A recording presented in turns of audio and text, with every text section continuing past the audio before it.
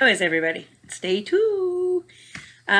Just wanted to check in. It should be Tuesday, and we're doing day 2 of our lesson stuff. And today, I'm actually going to read one of my very favorite books. This is called Bedhead, and then we're going to talk about static electricity and how that spreads, and how you can it can make some different stuff. We're going to do a lab with a balloon, and we're going to do a lab with salt and pepper, which are all things that you have at home, okay?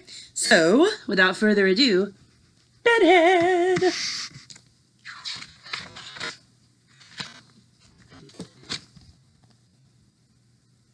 Bedhead.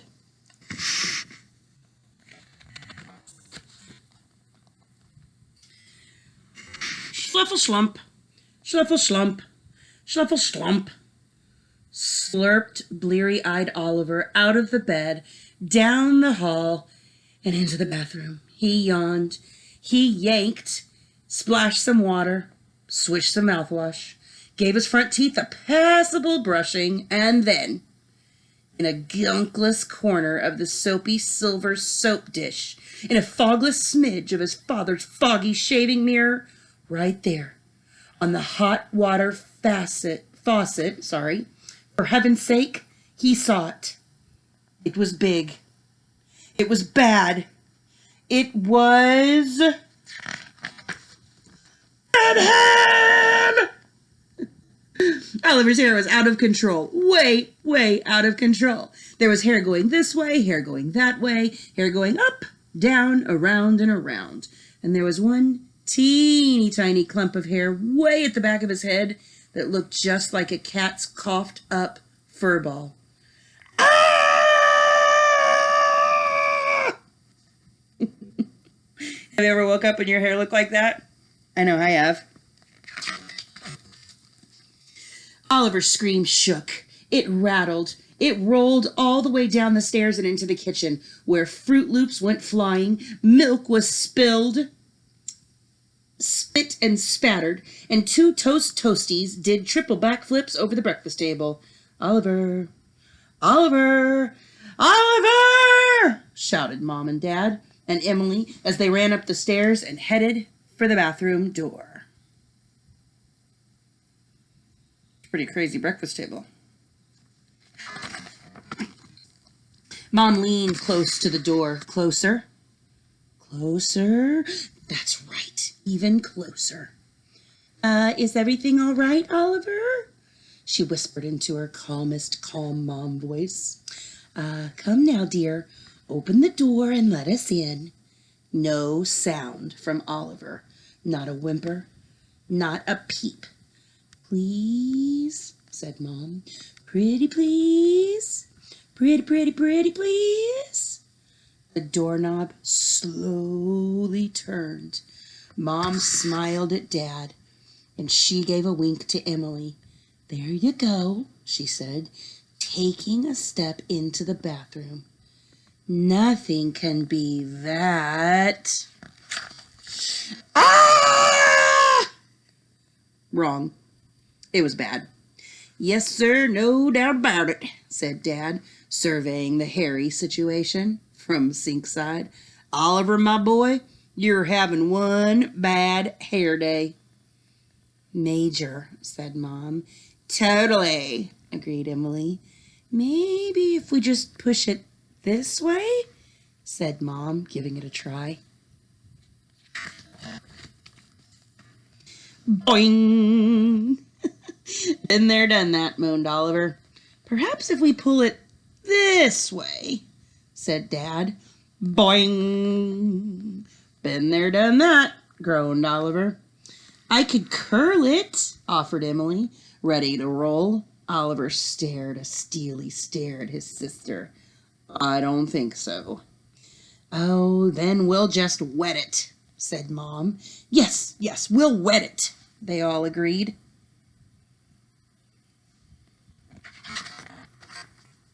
So, they watered Oliver. They splished him and splashed him and gave him a good soak and dunk. Ah, they said, sighing a confident, job well done sigh. Oliver's bedhead was now one dripping wet head. Then it dried.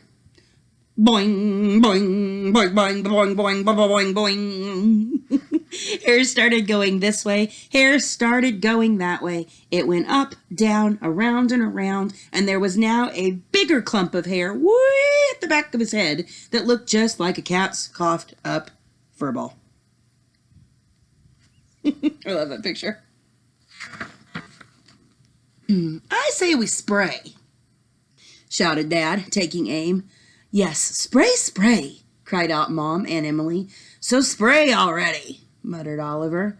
So they spritzed him and sprayed him, and they gooped, glopped, and moosed him. They even hairpinned him flat in 5 places for good measure. They said, sighing a confident, job well done sigh. Oliver's bedhead was now one slick gel head.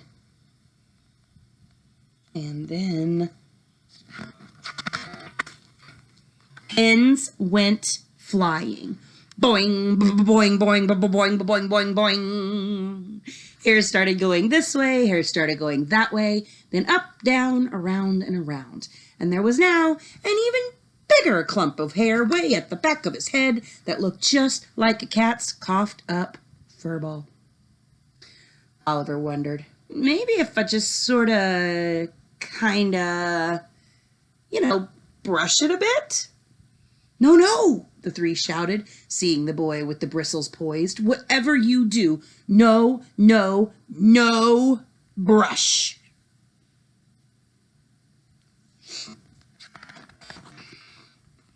Too late. Oh, yes.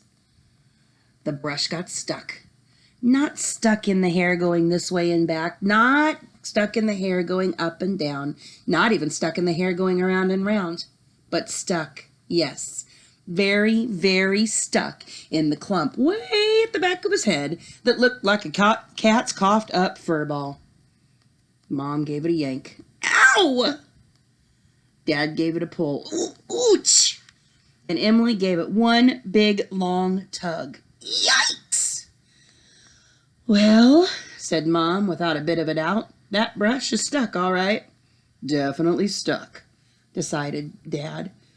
A done deal, declared Emily.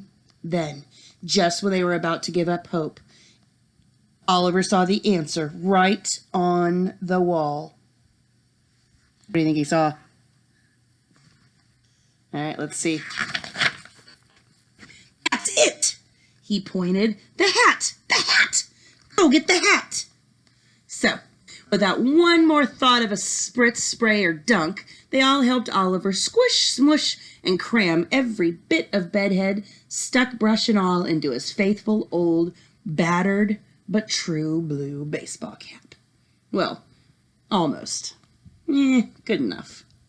With a kiss and a wave, Oliver headed off to school. Everything was fine. Everything was dandy. And then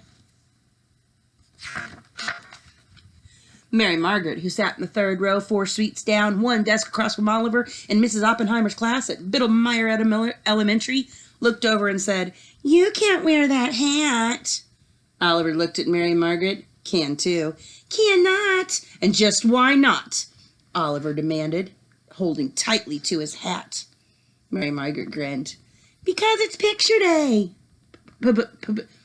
Picture day?" stuttered Oliver. "Picture day," sang out Mrs. Oppenheimer, standing in front of the class. "Everyone line up for our class picture. Back straight, faces front, smiles wide, and hats off." "Uh-oh," Oliver said. "Hats off? We're waiting, Oliver," said Mrs. Oppenheimer, and everyone took their places. "We're waiting, Oliver," said Mary Margaret. "We're waiting, Oliver," said everyone else. I don't think this is going to end well. Let's see. "Hey, kid," said the man behind the camera. "Yeah, you, with the lumpy-looking head. Off with the hat." Oliver hemmed and he hawed, but he knew he had to take it off. He lifted the brim and slowly took off his faithful, old, battered, blue, true baseball cap. He held his breath. He closed his eyes, and he waited. He waited some more. Nothing. Zero, zilch, nada. He opened his eyes and looked up. There was no hair going this way, no hair going that way, no hair going up or down, not even around and round. And nobody could see the brush stuck way in the clump of hair at the back of his head that looked like a cat's coughed up fur ball. Ah, said Oliver, sighing a confident, job well done sigh.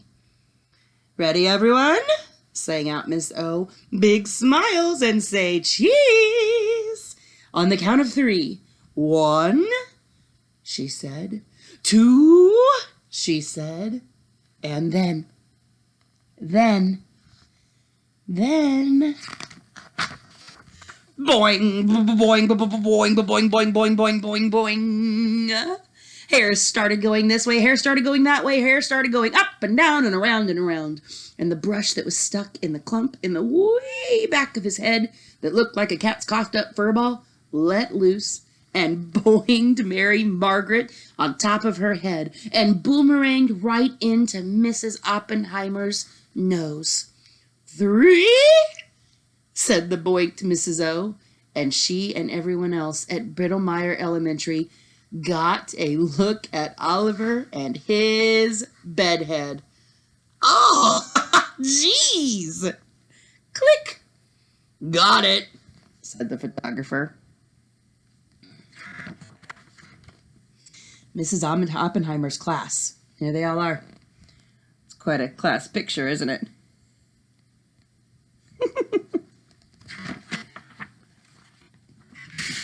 So, I want to tell you a story. When I was, I think I was probably 4th grade, and my mom and dad, I had really curly hair, which you guys know, like curls are everywhere.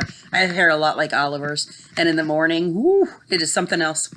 And when I was in 4th grade, it got really, really long, and I didn't want my mom to brush it, and so she cut it all off.